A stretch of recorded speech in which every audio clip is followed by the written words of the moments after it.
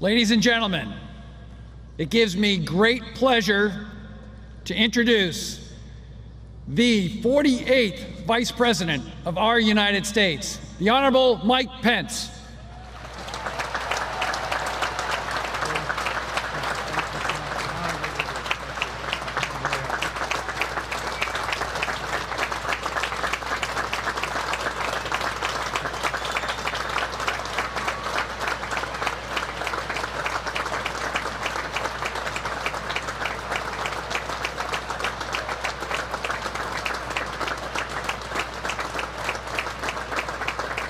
Thank you.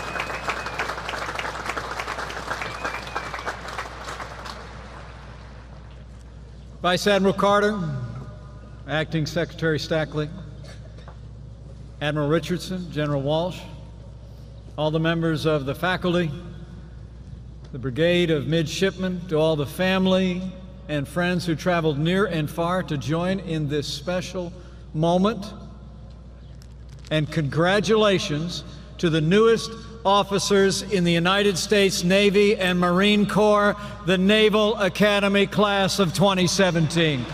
It is an honor to be with you all.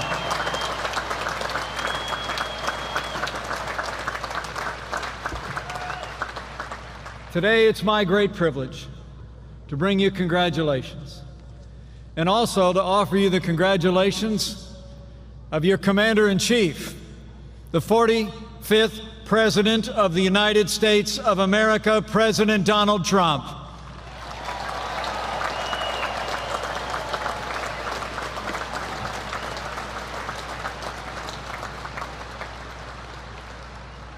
I must tell you, standing before all of you, extraordinary young Americans, is deeply humbling for me. It's humbling for me to be here in the midst of Fleet Week at this storied military and academic institution with the extraordinary men and women of the class of 2017. Yours is already a class of distinction. You already distinguished yourselves the day you made the decision to put on the uniform of the United States of America and follow the path of service to this great country, and we honor you for it. The 1,053 men and women before me, you are America's very best. In a few moments, 760 of you will be commissioned as naval officers in surface warfare, Navy SEALs, aviators, and also in the silent service beneath the waves across the world. Another 260 of you will leave this place to continue your training as officers in the Marine Corps, and I understand that 2 of you will leave here as officers in the Air Force.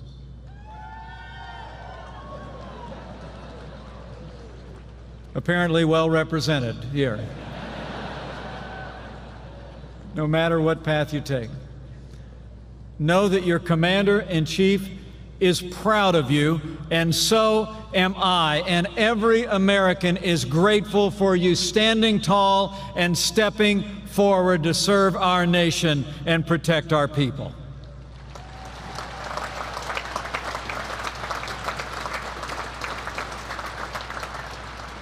Before I go, though, any further, I'd like to add my voice to those who have remembered 3 who also stepped forward. They did not leave here into service, they left here into eternity. But we remember them today as much and honor them as much as all of you, for they stepped forward to serve this country. William McCamey, Justin Semser, Jason Jablonski were men of honor who stepped forward to serve in the Navy with distinction. And I know the class of 2017 and America will never forget them, and their families are on our hearts this day.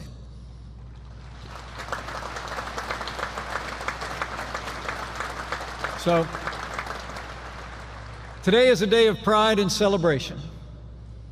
Not only for all of you in uniform before me, but for those who saw you through, for your friends, your professors, your commanding officers, and especially your families. And speaking of which, I'm grateful to be joined today by my commanding officer, Would you mind welcoming the Second Lady of the United States of America, who's a Marine Corps mom? Karen Pence is with us today.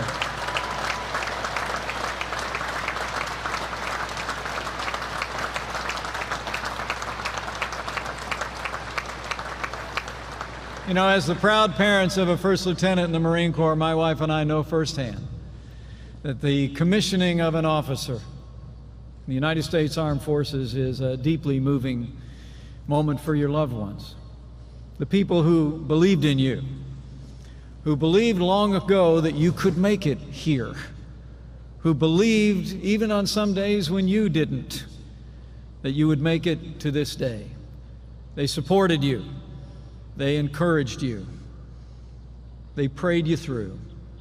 So before we go one step further, class of 2017, why don't you break protocol a little bit? Why don't you stand up, turn around, catch the eye of one of your loved ones in the stands and show them just how thankful you are for all the years of love and support that brought you to this day.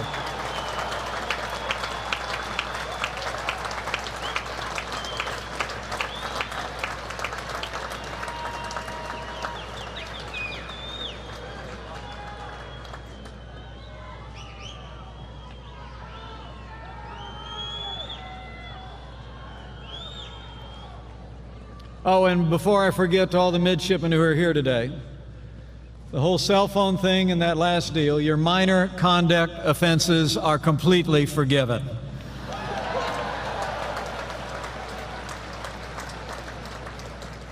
You know, today marks the end of 4 years of training at the United States Naval Academy and the commencement of a voyage that will take you into uncharted waters.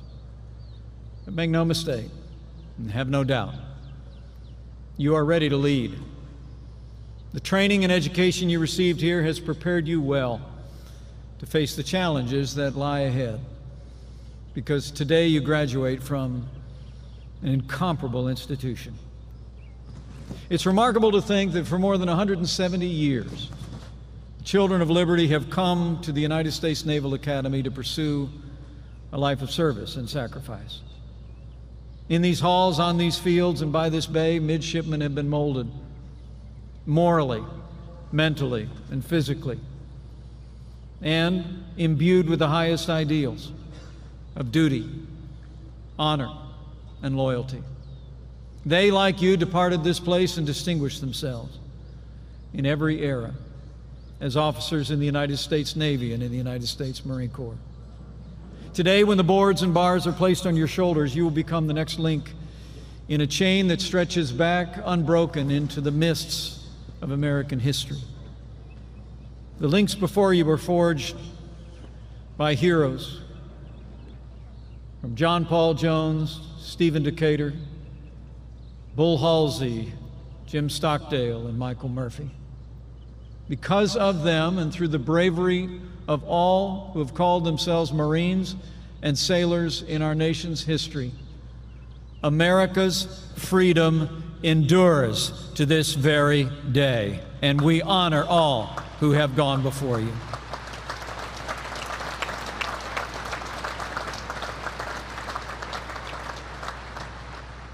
But now it's your turn to assume the watch. And remember, it's not just America that your predecessors protected. Think today of what the world owes the United States Navy and Marine Corps. Here at the Navy Marine Corps Stadium, these stands are emblazoned top to bottom with the names of lands and seas that were consecrated by the sacrifice of the American sailor and Marine. I see Belleau Wood, where Marines charged the enemy 6 times, won the day to defend the freedom of Western Europe. I see the Battle of the Atlantic, the many battles of the Pacific, the Coral Sea, Midway, Leyte Gulf, when the Navy rolled back the tide of tyranny that had engulfed so much of the Asian Pacific. I see Incheon in Korea and the Mekong Delta in Vietnam. I see Iraq and Afghanistan, where to this very day, at this very hour, your brothers and sisters in arms stand strong and courageous in defense of liberty in the global war on terror. And between the places engraved on these stands, I see all that the Navy and Marine Corps have done and continue to do day in and day out to foster peace and prosperity on the 7 seas, to defend the defenseless in distant lands, to keep the shores of America safe from all who would dare threaten us. The truth is that today you'll become leaders in the world's greatest force for good, the armed forces of the United States of America.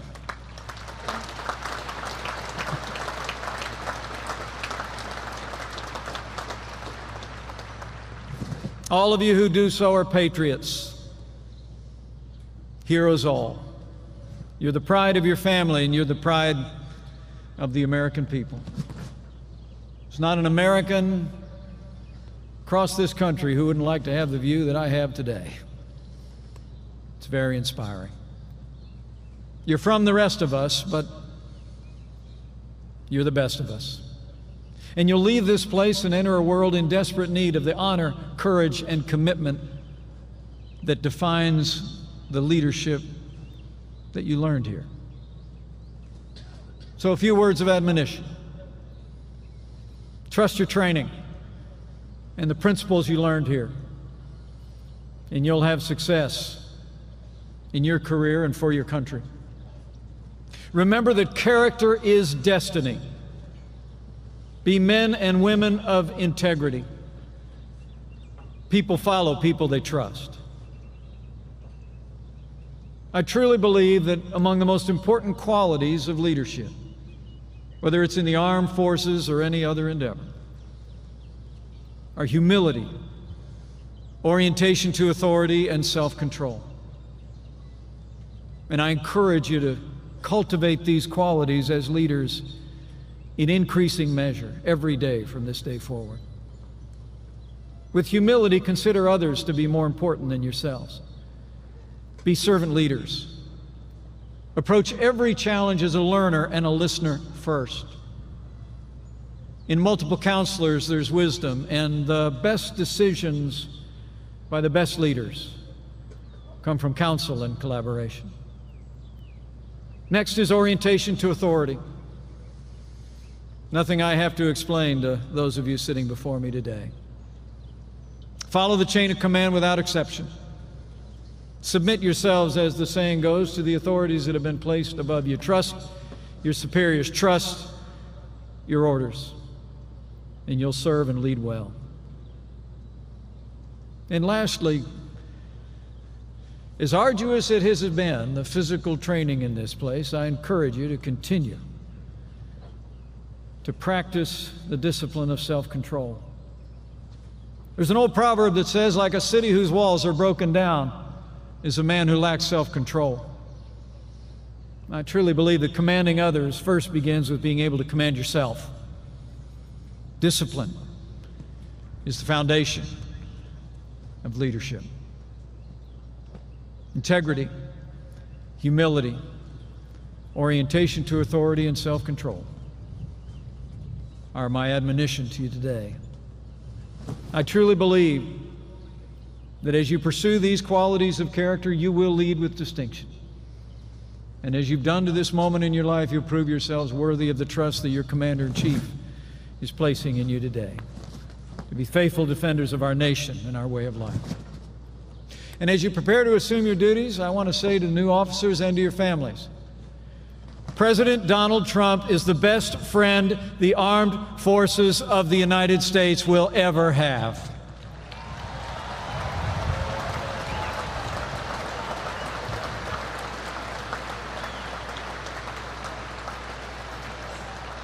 And I'll make you a promise. No matter where you're called to serve, no matter what the mission, this Commander-in-Chief will always have your back.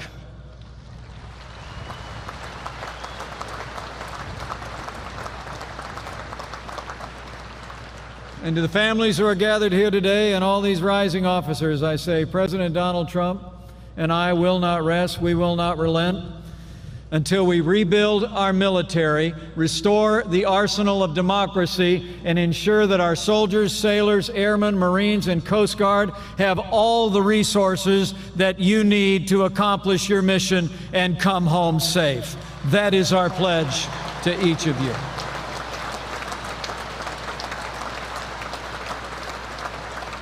Earlier this month, President Trump signed a $21 billion increase in funding for our armed forces, the largest investment in military readiness in nearly a decade. And earlier this week, in his very first budget, your Commander-in-Chief laid out one of the largest increases in defense spending since the days of President Ronald Reagan. Let me be clear, the era of budget cuts of the armed forces of the United States is over.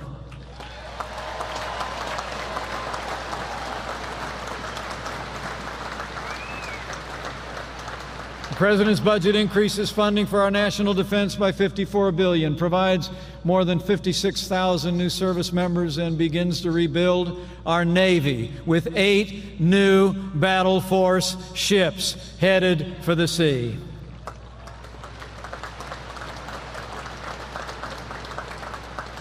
President Trump is working with the Congress to make the strongest fighting force in history stronger still. And with renewed American strength, your Commander-in-Chief is once again reaffirming America's role as leader of the free world. While we must always work and hope and pray for peace, the best way to ensure peace is for our adversaries and our enemies to know that America is prepared to lead and fight and win any contest, any struggle, anywhere on behalf of freedom. Now you, the class of 2017, will be the instruments of American policy. Today you leave the brigade of midshipmen to join the vanguard of freedom. Your mission is more important now than ever. The mission of the United States Navy is multifaceted. You prevent the outbreak of major war and uphold peace and security around the globe. It's part of what the Navy does. You keep open pathways of prosperity from the Straits of Hormuz to the South China Sea, where just yesterday one of our mighty ships conducted freedom of navigation operations, reminding the world what American leadership looks like. That's also what the Navy does.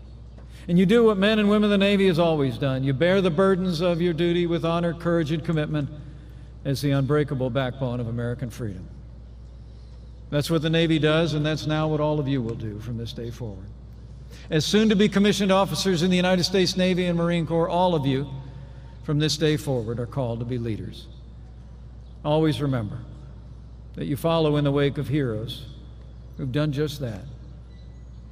You can banish any doubt by thinking of those who have gone before and the great cloud of witnesses that surrounds us today, not just in the stands, but beyond. When I think of those who've gone before, I think of just a half century ago. A young man from Trussville, Alabama, did just what you all did. He'd answered the call to put on the uniform, and he was sitting right where you're sitting.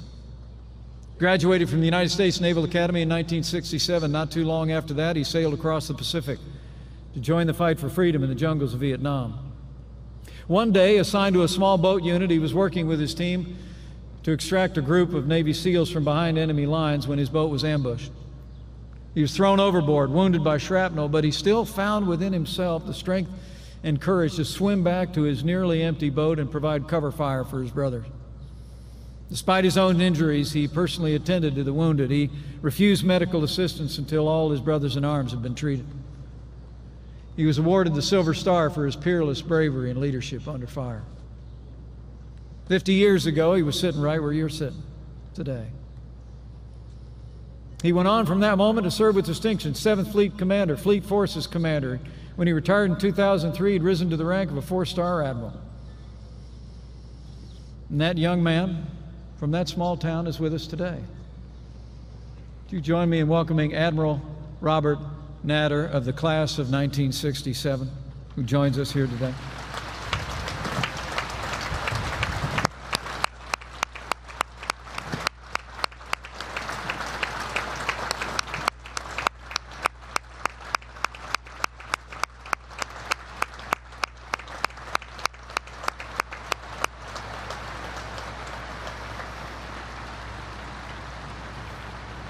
We salute you, sir, and all the members of the class of 1967 are here. But to the members of the Naval Academy class of 2017, I say to all of you, what do you want to be thinking when you're sitting here 50 years from now? Because we'll tell you it'll come a lot quicker than you think. I know in my heart you want to be every bit as heroic and defined as leaders as those who've gone before. Any one of the members of the class of 1967 who are here. So my challenge to all of you today is write your own story right now in your mind. See it and go live it. Write a historic and heroic story of service and selflessness and leadership, and then make it happen. You know, many people wonder all their lives if they've made a difference. As the future leaders of the United States Navy and Marine Corps, you'll never have that problem. Your lives will make a world of difference and do a world of good. So members of the United States Naval Academy class of 2017, this is your day. And as you prepare to leave this special place, I urge you to make the principles and precepts you've learned here the anchor of your life.